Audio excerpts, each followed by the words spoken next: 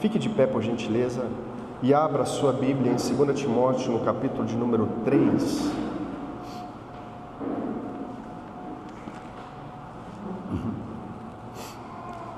Segunda Timóteo, capítulo de número 3. Nós vamos estar fazendo a exposição do verso 1 até o verso de número 17. 2 Timóteo, capítulo de número 3, verso de número 1.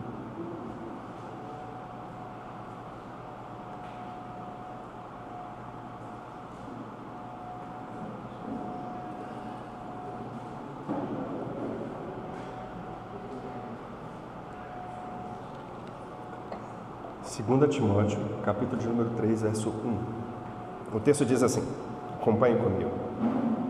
Sabe, porém, isto, nos últimos dias sobrevirão tempos difíceis, pois os homens serão egoístas, avarentos, jactanciosos, arrogantes, blasfemadores, desobedientes aos pais, ingratos, irreverentes, desafeiçoados, implacáveis, caluniadores, sem domínio de si, cruéis, inimigos do bem, traidores, atrevidos, enfatuados, mais amigos dos prazeres que amigos de Deus, tendo a forma de piedade, negando-lhe, entretanto, o poder. Foge também destes, pois entre estes se encontram os que penetram sorrateiramente nas casas e conseguem cativar mulherinhas sobrecarregadas de pecados, conduzidas de várias paixões, que aprendem sempre e jamais podem chegar ao conhecimento da verdade. E do modo porque Janes e Jambres resistiram a Moisés, também estes resistem à verdade. São homens de todo corrompidos na mente e réprobos quanto à fé. Eles, todavia, não irão avante, porque a sua insensatez será a todos evidente, como também aconteceu com aqueles. Tu, porém, tens seguido de perto o meu ensino, procedimento, propósito, fé, longanimidade, amor, perseverança. As minhas perseguições e os meus sofrimentos, quais me aconteceram em Antioquia, Icônio e Listra, que variadas perseguições tenho suportado.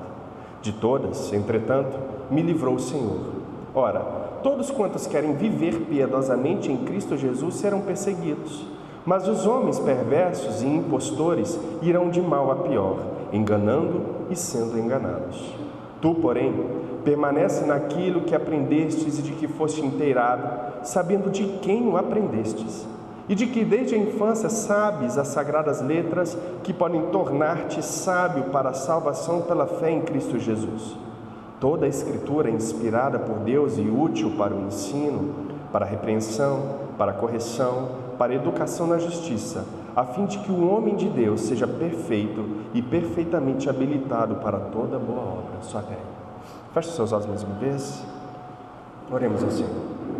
Pai, em nome de Jesus, nós clamamos ao Senhor neste momento, que é o momento em que a Tua palavra é exposta, que o Teu Espírito Santo, ó Deus, possa falar aos nossos corações, que o Senhor possa me usar como instrumento em Tuas mãos, ó Deus, para clarear a Tua palavra, para que ela seja eficaz, e que essa palavra, meu Pai querido, possa ser plantada em solo fértil em nossos corações.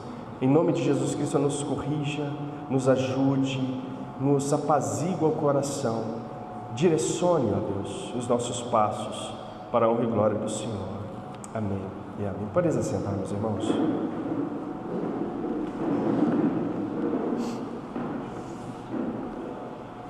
Irmãos, hoje nós vamos falar basicamente sobre 3 pontos. Primeiro, nós vamos ver sobre a corrupção dos homens do fim, que está no verso 1 até o verso de número 9.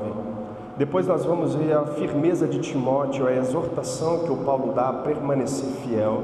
Isso vai estar registrado no verso 10 ao verso de número 13. E por fim nós vamos falar um pouco a respeito da inspiração, valor e utilidade das Sagradas Escrituras. Nós vamos ver basicamente esses 3 pontos. Eu não sei se você tem o costume de ler jornais ou de buscar informações nas mídias sociais, porque quando a gente fala da corrupção do homem, parece algo muito notório, principalmente no aspecto político na qual nós vivemos hoje. nós percebemos a corrupção não só politicamente dizendo, mas basicamente em todas as esferas que nós atuamos. A corrupção está em toda parte. É frisado, obviamente, entre os nossos líderes que ocupam cargos de extrema importância na nossa sociedade. Os cargos políticos, tais homens têm poderes para guiar uma nação à prosperidade ou à sua falência, tanto econômica quanto moral. E as informações que chegam até nós não são informações boas, são informações de cunho maldosa. Nós vemos muita injustiça acontecendo, nós vemos muita impunidade acontecendo. Existe um trecho das Escrituras que é basicamente um jornal, um anúncio, que está em Gênesis capítulo de número 4, verso de número 24. O texto diz assim: E disse Lameque às suas mulheres, Ada e Zilá: Ouvi a minha voz, vós, mulheres de Lameque, escutai as minhas palavras, porque eu matei um homem por me ferir e um jovem por me pisar. Esse é um anúncio em que o autor de Gênesis, Moisés, está dando. É uma notícia que fala da podridão da cultura, que fala da podridão moral na qual esses homens, principalmente Lameque, estava vivendo nos seus dias. É apenas um trecho. Posteriormente, alguns versículos e capítulos mais adiante, nós entramos no dilúvio, onde que Deus acaba com a maioria da humanidade. Mas aqui, nessa notícia, nessa informação de jornal, entre aspas, nós vemos a maldade do homem. E essa maldade, ela não está muito diferente nos nossos dias. Essa maldade a gente vê corriqueiramente, constantemente nos jornais. A gente vê a maldade no nosso trabalho, às vezes a gente vê injustiças acontecendo do nosso lado e coisas maldosas acontecendo. Mas isso tem um motivo, tem uma razão. E não é simplesmente por causa do pecado que habita em nós. Obviamente que essa é a raiz do nosso problema, mas existem outras coisas também. E Paulo começa a sua exposição no capítulo número 3 dizendo: Sabes, porém, isto, que nos últimos dias sobrevirão tempos difíceis. Os últimos dias na qual Paulo se refere aqui são os últimos dias de sua época mesmo, quando ele começa a elaborar a sua tese.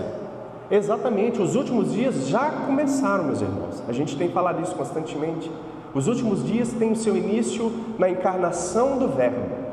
Ali se dá início aos últimos dias da humanidade.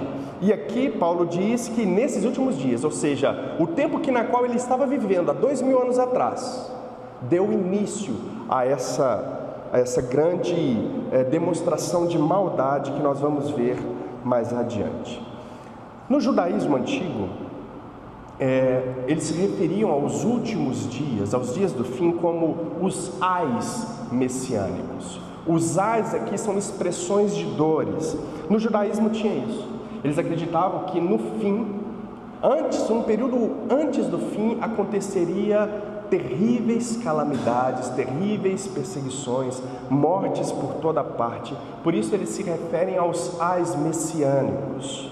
Sobrevirão tempos difíceis, o texto continua dizendo. Paulo diz e usa aqui a palavra tempo, que dá a entender aqui no grego que é como se você percebesse uma grande tempestade. Eu não sei se você conseguiu alguma vez na sua vida contemplar uma grande tempestade com grandes raios e trovões se aproximando de você. Eu tive algumas experiências desse tipo, onde que o lugar onde eu estava ensolarado, mas quando eu olhava para o horizonte, eu via terríveis nuvens escuras se aproximando e algumas delas com trovoadas e relâmpagos. A ideia é exatamente essa. O que Paulo está trazendo está vendo ali as informações, você está vendo o jornal, você está vendo o que está acontecendo, isso virá ou já está acontecendo, já está chegando perto de nós como uma grande tempestade nebulosa. Isso está chegando. Sobrevirão tempos extremamente difíceis. Mas nós não podemos perder de vista aqui a advertência que Paulo dá contra os gnósticos, contra o movimento gnóstico que estava surgindo às igrejas de Éfeso.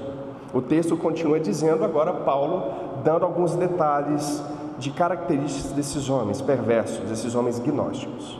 Verso de número 2: pois os homens serão, atenção, egoístas, avarentos, jactanciosos, arrogantes, blasfemadores, desobedientes aos pais, ingratos, irreverentes, desafeiçoados, implacáveis, caluniadores, sem domínio de si, cruéis, inimigos do bem, traidores, atrevidos, enfatuados, mais amigos dos prazeres que amigos de Deus, tendo forma de piedade, negando-lhe entretanto o poder. Foge também desses. Paulo faz aqui uma lista de vícios. Os moralistas antigos, eles também faziam as suas listas. Os filósofos, eles também teciam características em forma de lista para expressar as suas opiniões. E aqui Paulo não faz diferente. E ele continua, ou melhor dizendo, ele começa a qualificar essas pessoas com a palavra egoístas. O egoísta, meu querido amado irmão, é aquele que ama a si mesmo. Os filósofos, Filo e Epíteto, eles também condenavam essa ideia que nós temos hoje na cultura de amor próprio. Essa ideia terapêutica de que você tem que amar a si mesmo. Essa ideia, ela não é cristã. Essa ideia, ela já era condenada há muitos séculos, milênios atrás. Os principais filósofos expositores condenando esse tipo de informação foi Filo e Epíteto, os dois principais. Nós também entendemos isso como a era narcisista, pessoas que são extremamente egoístas por amarem a satisfação dos seus prazeres. Mas eu quero salientar aqui que nós não condenamos a autoestima adequada. O que nós condenamos aqui são os egoístas, aqueles que vivem para satisfazer os seus prazeres e amores. Por que Paulo começa com o amor a si mesmo como a causa primária de todas as outras qualificações que nós veremos a seguinte? Porque quando você começa a olhar para dentro de si e não para fora de si, você incorre em um erro que Adão e Eva incorreram. Quando é apresentado diante deles o pecado, a capacidade de conhecer o bem e o mal, eles então deixam de olhar para Deus, o seu Criador, e começam a olhar para si mesmos, querendo a satisfação desse prazer. E qual que é o prazer? No caso, o de conhecer o bem e o mal, o de ser igual a Deus. E aqui está um problema. Quando a gente começa a olhar para dentro de nós, nós queremos a satisfação dos nossos prazeres, e nós então nos tornamos egoístas. Essa é a causa primária. No desenvolver, nós vemos um monte de outros adjetivos aqui, como por exemplo, avarento. Quem ama a si mesmo também ama muito o dinheiro. Avarento é aquele que ama o dinheiro. Jactancioso é aquele que ostenta suas posses, é o ostentador, ele é o orgulhoso. Na cultura funkeira, nós vemos isso muito acontecendo. São colares de ouro pendurados, a exposição de carros luxuosos e as cifras aparecendo, milhões e milhões sendo gastados com dinheiro que o funk reproduz. Veja, essa é exatamente a imagem da nossa sociedade, demonstrando que a nossa sociedade está enferma, quiçá morta. Mas Paulo continua. Esses homens, eles não são só egoístas, avarentos, jactanciosos, mas eles são também arrogantes. Ou seja, eles se mostram acima dos outros, são blasfemadores, ou seja, eles inventam, são difamadores, eles inventam mentiras a respeito do outro, são desobedientes aos pais. Aqui eu abro um parêntese, porque os filósofos, e aqui eu não estou falando dos religiosos, mas principalmente Filo, ele destacava muito o amor e a obediência aos pais. Culturalmente, um homem ou uma mulher que não era obediente ou que desprezava os pais era tido naquela época como um homem ou uma mulher totalmente desprezível. Amar pai e mãe era uma das virtudes centrais da antiguidade. E é um mandamento: honra teu pai e a tua mãe. Mas esses homens, eles são também ingratos, ou seja, eles são mal agradecidos, eles são irreverentes, eles profanam qualquer tipo de autoridade, eles são desafeiçoados, ou seja, eles são insociáveis, eles são cruéis, eles são implacáveis. Implacável é alguém que não entra em pacto algum, ele não se compromete com absolutamente ninguém. Esses homens, eles são também caluniadores, eles acusam falsamente, eles não têm domínio de si, eles não têm controle, eles são intemperantes, eles são cruéis. A palavra cruel aqui remete à selvageria, é como se fosse um animal selvagem mesmo que despedaça os outros. Esses homens são cruéis. Inimigos do bem são aqueles que se opõem a todo tipo de bondade e pessoas que fazem o bem. Traidores aqui são aqueles que entregam os outros, os seus amigos, nas mãos dos inimigos. Atrevidos são aqueles que são precipitados a fazer o mal. Enfatuados é aquele que levanta uma fumaça, o sentido é aquele que levanta uma fumaça e se torna arrogante, ou seja, ele não vê mais o que o outro vê a respeito dele. Ele levanta uma fumaça e se ama a ponto de se tornar arrogante. Mais amigos dos deleites do que amigos de Deus, ou seja, essas pessoas, elas satisfazem mais os seus prazeres do que são obedientes a Deus. E o que causa espanto é que eles têm forma de piedade, mas negam, entretanto, o poder. Ou seja, eles parecem piedosos. E a palavra piedosa aqui tem o seu sentido generalizado. Piedade aqui é toda obediência a Deus. Então esses homens, esses gnósticos, eles adentraram a fé cristã com aparência. Eles tinham aparência de piedade, mas quando eles deveriam exercer tais atos de justiça, eles negavam. Olha para ver como que isso é interessante e importante, meu irmão. Porque a gente fala muito de perdão por aí. Mas quando chega a nossa vez de perdoar, a gente nega a eficácia do perdão, não é? A gente prega a respeito de Deus o tempo inteiro, mas quando chega a nossa vez de provar o perdão, a misericórdia, o amor para com o outro, a gente retém isso. Olha só para você ver que interessante. Cuidado, meu. Cuidado, sonde muito bem o seu coração para que você não caia no erro e não se torne um desses homens, cujo início deu com amor a si próprio. E nós sabemos que no caso do exemplo que eu dei aqui, perdoar não é esquecer do erro que o outro cometeu contra você. Perdoar não é lembrar e não sentir dor, não tem nada a ver. Perdoar é lembrar, mas não cobrar mais. O escrito de dívida, ele é rasgado. Perdoar é saber que uma pessoa te deve, mas não cobrá-la por aquela dívida. Simplesmente, meu irmão, perdoar é isso. Num casamento, num relacionamento, quando você diz que perdoou o seu cônjuge, seja por qual pecado for, por qual erro ele cometeu, se você constantemente joga na cara do seu cônjuge aquele erro na qual você perdoou, isso testifica que você não perdoou. É muito simples. Se você constantemente coloca e joga na cara do seu cônjuge que ele pecou contra você, você ainda não o perdoou. Perdoar é rasgar o escrito de dívida, é não cobrar mais a dívida que foi perdoada. Amém? Só um adendo a esse ponto. Esses homens têm a forma de piedade, mas eles negam a sua eficácia. E Paulo diz a Timóteo: foge desse tipo de pessoa. Meus irmãos, o texto continua dizendo assim: por que Timóteo tem que fugir desse tipo de pessoa? Porque esse tipo de pessoa, no verso 6,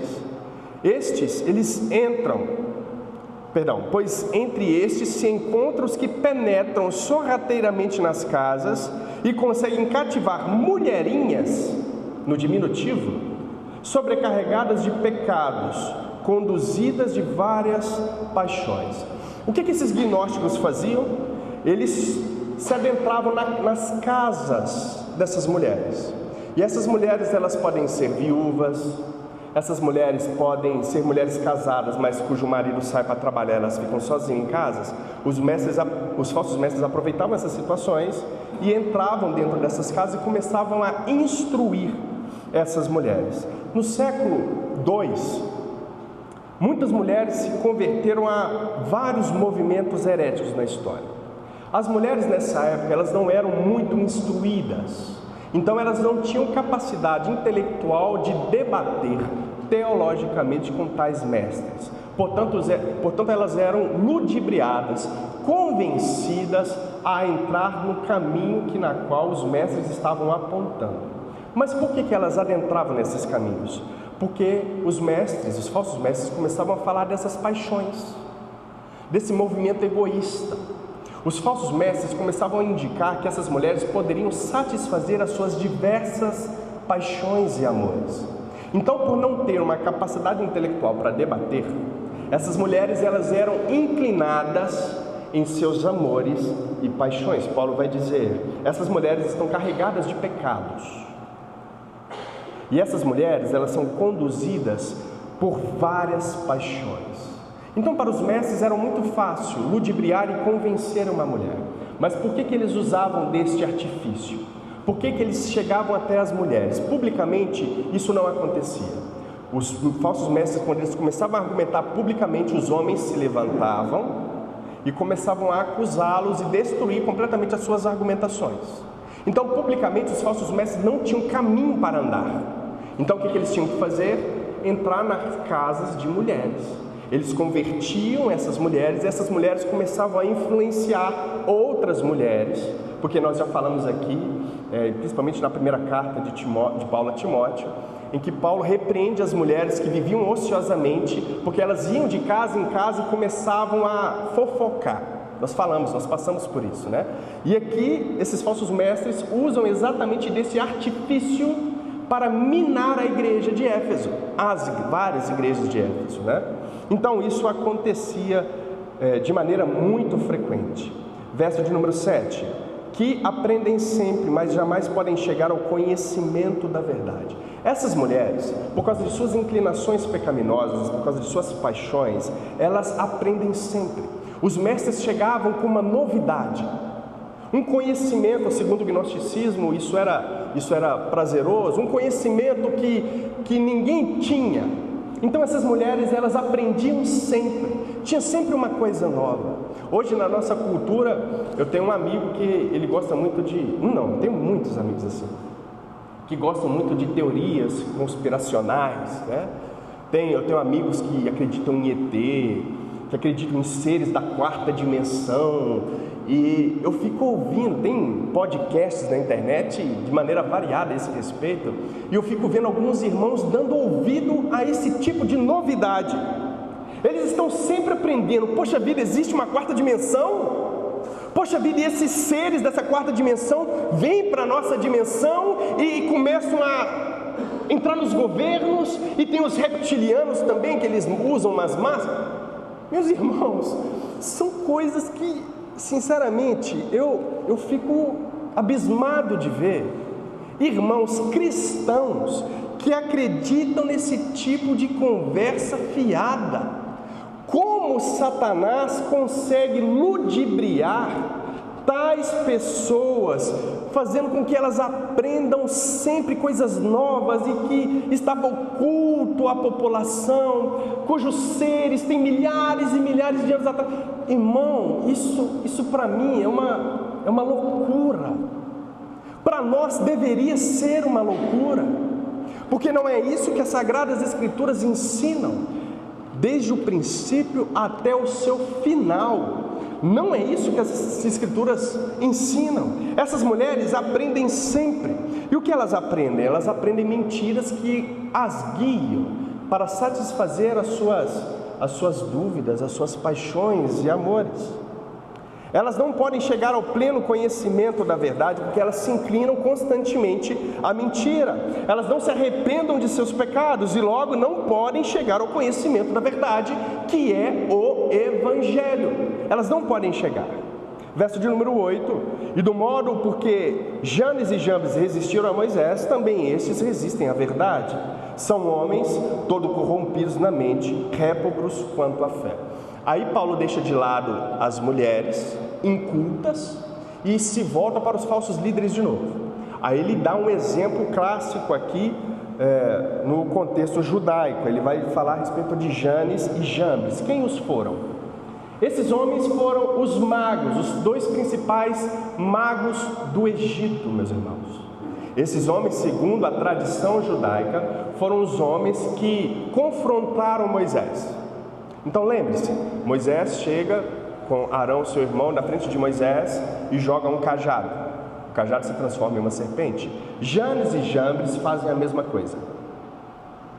Aí Moisés enfia a mão para dentro do peito e tira a mão completamente mirrada. O que Janes e Jambres fizeram? A mesma coisa. Mas com o passar dos sinais acontecendo, eles teoricamente se convertem. O texto bíblico vai dizer que os magos chegaram para Faraó e falaram: isso aqui aí já não dá mais para a gente. Essa água transformada, esse sapo, granizo, isso aí é obra de Deus mesmo. Eles teoricamente se convertem. E eles saem do Egito também, juntamente com o povo hebreu. Eles saem. Aí quando Moisés sobe ao monte e fica 40 dias com Deus, quem que movimenta uma rebelião para que fosse criado um bezerro de ouro? Janes e Jambres. Esses dois homens, eles criam ali uma rebelião e começam a pressionar Arão para que este criasse um outro Deus, um bezerro de ouro. O que Paulo está dizendo aqui, meus irmãos? Que esses homens, os gnósticos, eles são como Janes e Jambres. O intuito deles é colocar de cabeça para baixo toda a verdade. É confrontar o Evangelho, a encarnação, a morte e ressurreição de Jesus Cristo. Mas Paulo diz, verso de número 9: eles todavia não irão avante, porque a sua insensatez será a todos evidente, como também aconteceu com aqueles. Janes e Jambres, eles não foram adiante, eles morreram no deserto. Assim acontecerão com os falsos mestres também, eles não irão muito longe, porque as coisas loucas que eles falam, mais cedo ou mais tarde, irá ser claro a todos aqueles que estão ouvindo. Essas loucuras, elas realmente aparecerão loucas dessa vez, de maneira completa para todos. Meus irmãos, contextualizando, esse tipo de homem, esse tipo de mulher, como eu disse aqui na introdução, eles estão em todas as partes. Homens avarentos, toda essa lista que nós lemos aqui: avarento, jactancioso, egoísta, arrogante, todas essas características dessas pessoas, esse tipo de pessoa, elas estão em todos os lugares na sociedade.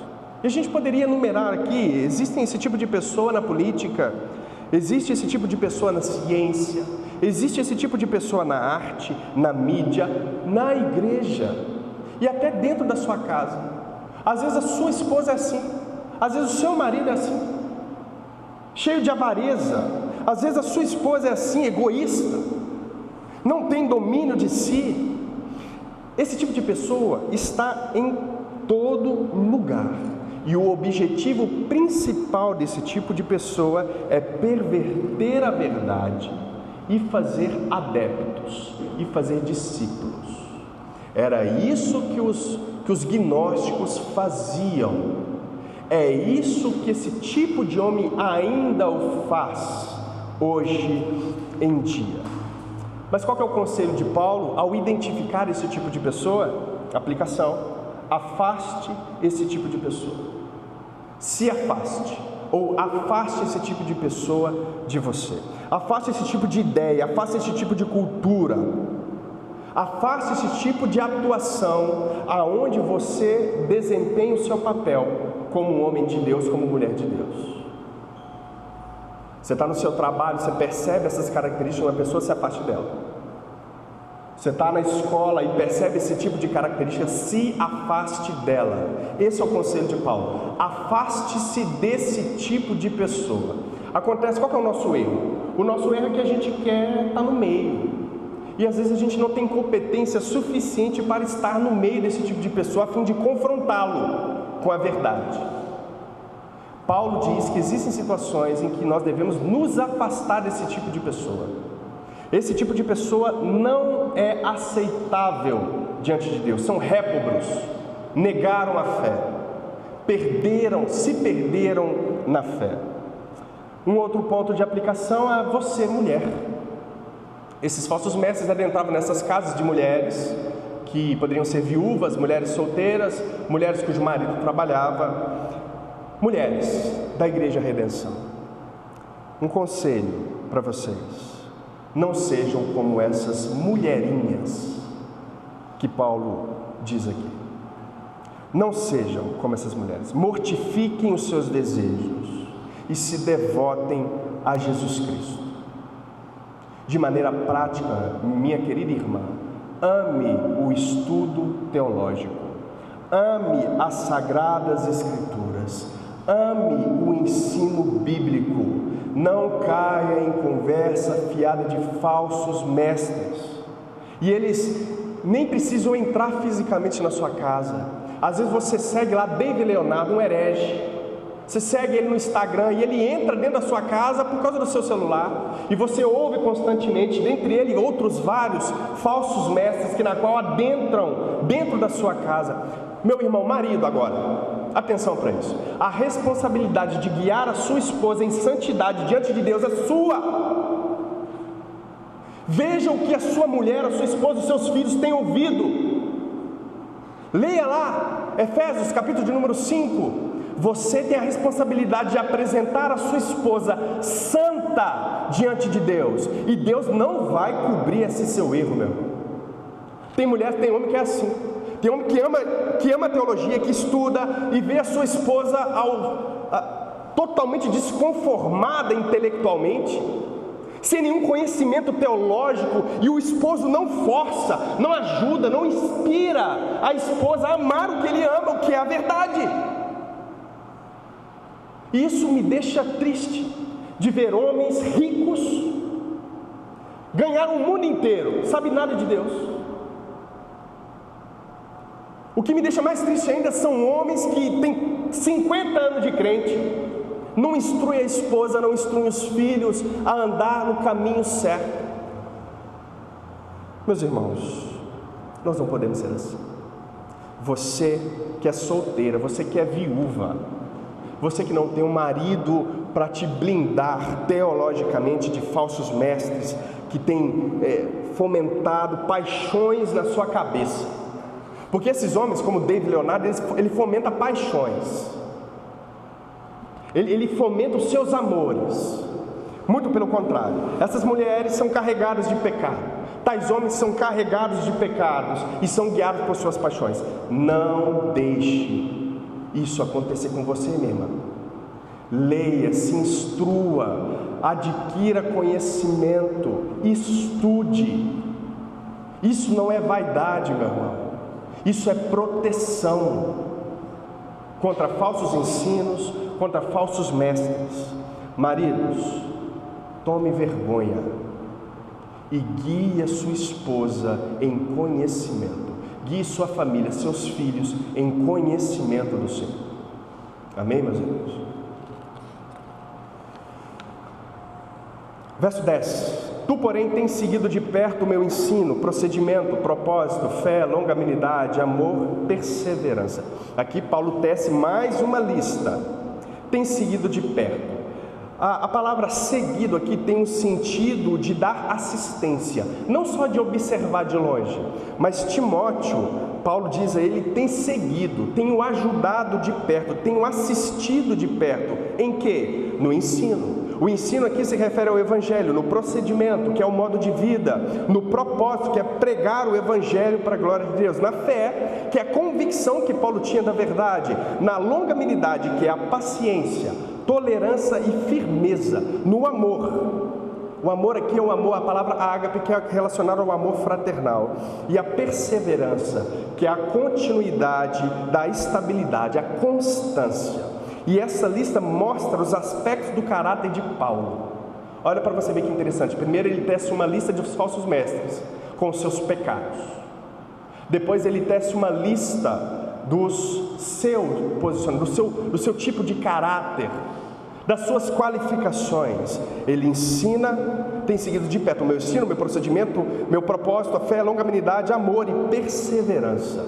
Esse é o caráter do homem aprovado por Deus. Verso 11: as minhas perseguições e os meus sofrimentos, quais me aconteceram em Antioquia, Icônio e Listra, que várias perseguições tenho suportado, de todas, entretanto, me livrou o Senhor.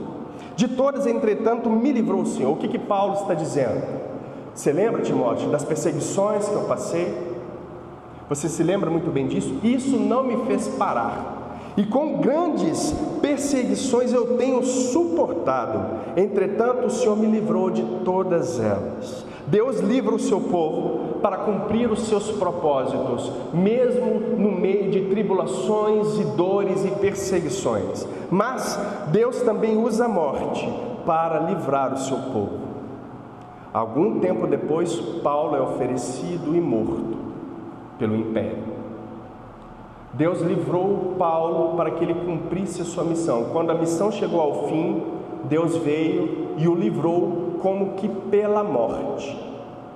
Assim foi também o sacrifício de nosso Senhor Jesus Cristo. Deus não o livrou da morte, mas ele livrou um povo dentro, ou melhor dizendo, pela morte de Jesus Cristo. A morte não é o fim. Existe um teólogo que ele disse que o tempo de vida de um homem e de uma mulher é o tempo de vida de sua missão. Eu achei interessante. Não estou afirmando categoricamente que é isso mesmo, mas eu acho maravilhoso esse comentário. Por quê? Porque quando a missão de Paulo acaba, Deus o resgata através da morte. O que você tem feito com a sua vida, meu irmão? Você tem sido um vaso de honra ou desonra? A missão você tem a cumprido? Você tem feito o que Deus te chamou para ser realmente? Você tem cumprido a sua missão com eficácia? Bom, Paulo, mais para frente, ele vem a morrer, ele vem a entregar a sua vida para Jesus Cristo. Verso de número 12: ora, todos quantos querem viver piedosamente em Cristo Jesus serão perseguidos. E essa, meus irmãos, é um tópico inevitável, uma verdade inevitável. Você que segue Jesus Cristo padecerá perseguições. É o que Paulo está dizendo aqui. A perseguição, ela não tem só um caráter negativo de sofrer dores. A questão não é só essa. A questão é que a perseguição, as dores, as angústias que nós sofremos por causa do Evangelho servem para nos forjar o caráter. Serve para que a gente venha amadurecer. Nós somos passados e purificados como que pelo fogo. As impurezas são tiradas de nossas vidas quando nós sofremos, quando nós somos tentados e provados pelo Senhor.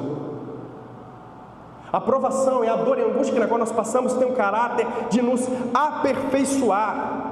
Por isso Paulo diz: todo aquele que ama Jesus Cristo, que quer seguir a Jesus Cristo, padecerá perseguições, porque importa que a gente, meu irmão e minha irmã, que nós venhamos a ser semelhantes ao seu Filho. E importa sofrer. É isso que Paulo está dizendo. Mas qual que é o nosso problema? O nosso problema é que nós temos uma inclinação para tudo aquilo que é contrário a esse tipo de aperfeiçoamento. Esse é o nosso grande problema. A gente quer ouvir pessoas que acalentam os nossos egos. Nós queremos ouvir pessoas que vão falar aquilo que nós precisamos, aquilo que nós queremos ouvir.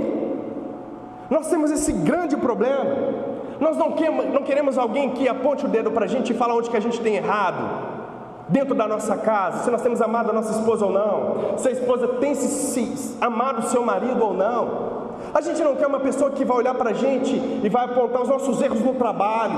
A gente não quer uma pessoa que vai olhar para a gente e vai falar: olha, você como cristão tem sido péssimo. A gente não quer esse tipo de pessoa. O que a gente quer? A gente quer alguém para nos fazer um carinho. Essas mulheres que estavam rodeadas de pecados e eram guiadas pelas suas paixões, a gente quer isso. O nosso coração quer isso. E por causa disso nós seguimos péssimos exemplos. Nós pegamos um espectro político e a gente vai nele com unhas e dentes e faz desse espectro político, dessa ideologia política, desse perfil político, o salvador da pátria. É o que fazem com Lula, é o que fazem com Bolsonaro. Nós não fazemos isso, irmãos.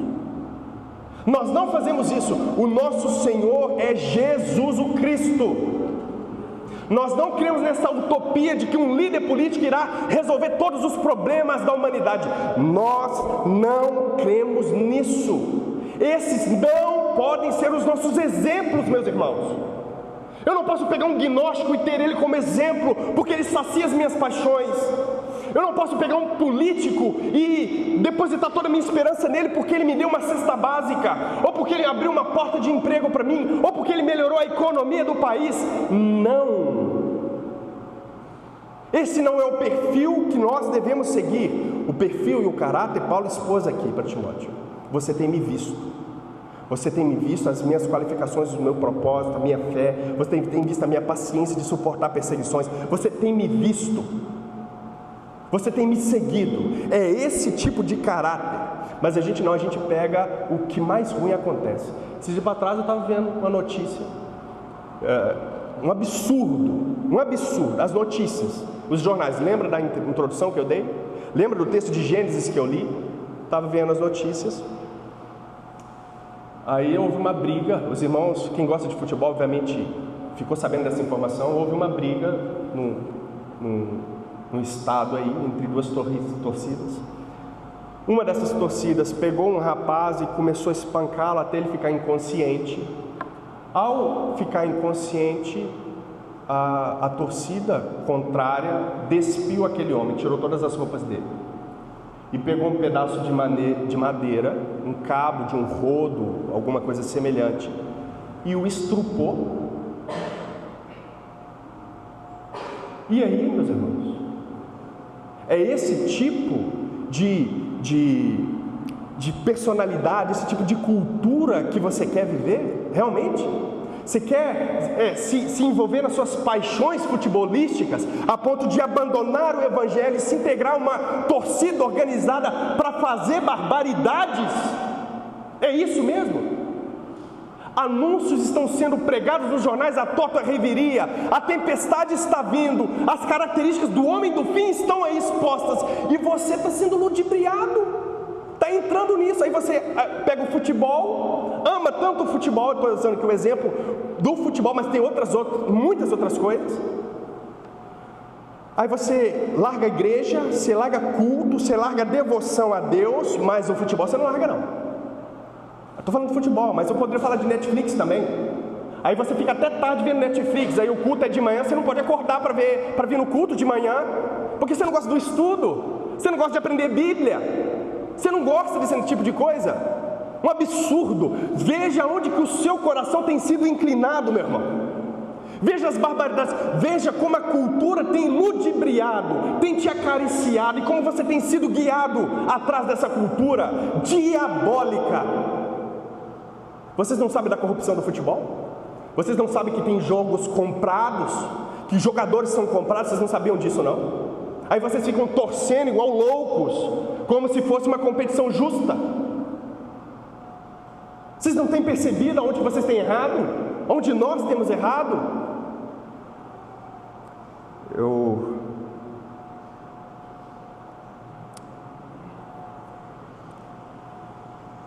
Nós temos exemplos de homens perversos, e Paulo diz que esses homens eles irão de mal a pior. Verso de número 13, no finalzinho, enganando e sendo enganados. Esses homens e quem se achegam a eles serão enganados porque são corruptos. E quando se sentam numa roda de corrupção, é um levando o outro à corrupção, é um levando o outro ao engano. Não há justiça no meio desse tipo de atuação. Não há justiça nisso. Caminho para o final, meus irmãos. Verso 14. Tu, porém, permanece naquilo que aprendestes, de que fostes inteirado, sabendo de quem o aprendestes, e que desde a infância sabes as sagradas letras que podem tornar-te sábio para a salvação pela fé em Jesus Cristo.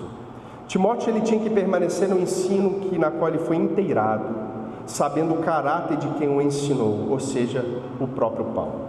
Timóteo sabia que desde a infância ele tinha aprendido o ensino bíblico, que poderia o tornar sábio para identificar em Jesus o Cristo de Deus para a salvação. Verso de número 16: toda a Escritura é inspirada por Deus e útil para o ensino, para a repreensão, para a correção, para a educação na justiça, a fim de que o homem de Deus seja perfeito e perfeitamente habilitado para toda boa obra. O termo toda a Escritura aqui, meus irmãos, se refere ao Antigo Testamento, tá? O cânon não tinha sido fechado do Novo Testamento, portanto, o termo toda a Escritura inspirada é uma referência ao Antigo Testamento. E esse Antigo Testamento ele foi inspirado por Deus, ou seja, ele tem um caráter inerrante. Ela não contém erro algum. E Paulo diz, esse testamento, essa Escritura, que é inspirada por Deus, ela é útil para quê? Para o ensino, para a repreensão, para a correção, para a educação na justiça, a fim de que o homem de Deus seja perfeito e perfeitamente habilitado para toda boa obra. Repare que Deus usa um instrumento, ou seja, a Bíblia, para aperfeiçoar o homem, para que este seja habilitado para toda boa obra. Contextualizando, meus irmãos, bem rápido, tá? Todo falso mestre, ele vai negar a inspiração e a inerrância das Escrituras. Todo. Se afaste desse tipo de pessoa. Se afaste de pessoas que vão interpretar as Escrituras negando a sua inerrância, negando a sua inspiração divina. Se afaste desse tipo de pessoa. Ame as Escrituras, meu irmão. Organize a sua vida devocional, senão você estará perdido. Reorganize os seus amores e coloque o amor a Deus acima de completamente todas as suas ações. Completamente todas. Ame a Deus em primeiro lugar. Os seus amores serão reordenados. E então você vai começar a viver a vida como ela deve ser vivida, em alegria e gozo no seu Senhor, Jesus Cristo. Fique de pé.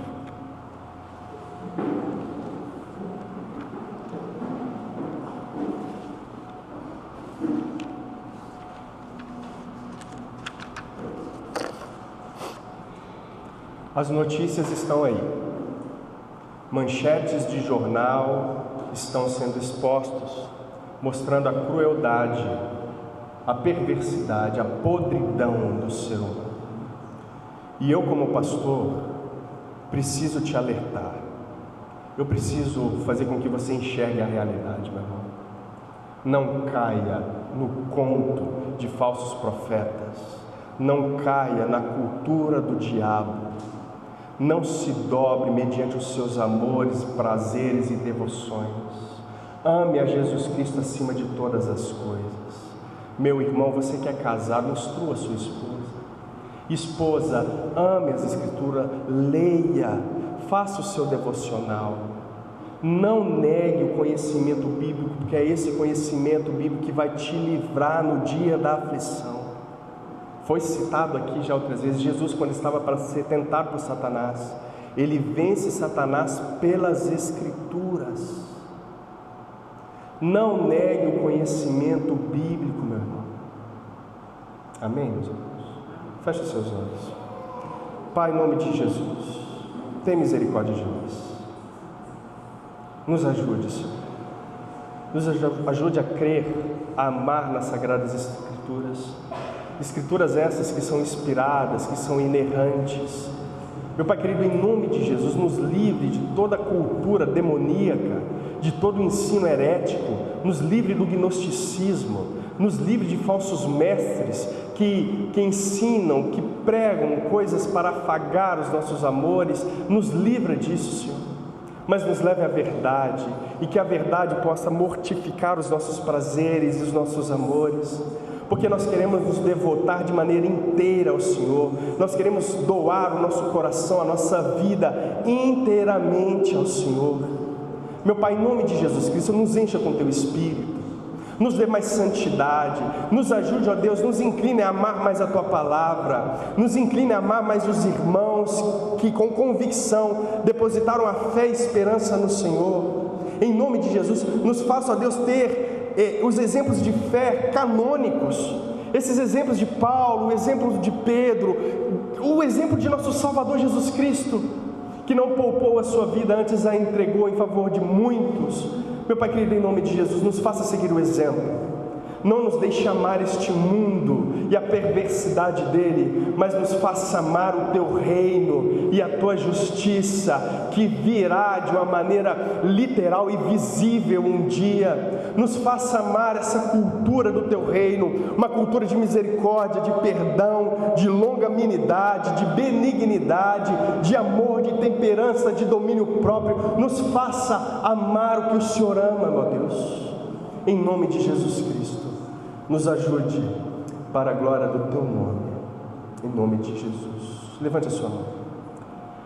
Que a graça de nosso Senhor Jesus Cristo, e o amor de Deus, o nosso Pai, e as doces consolações do Espírito sejam e estejam em cada um de nós, para a glória do Deus Pai. Amém. Vão em paz, que Deus os abençoe em nome de Jesus.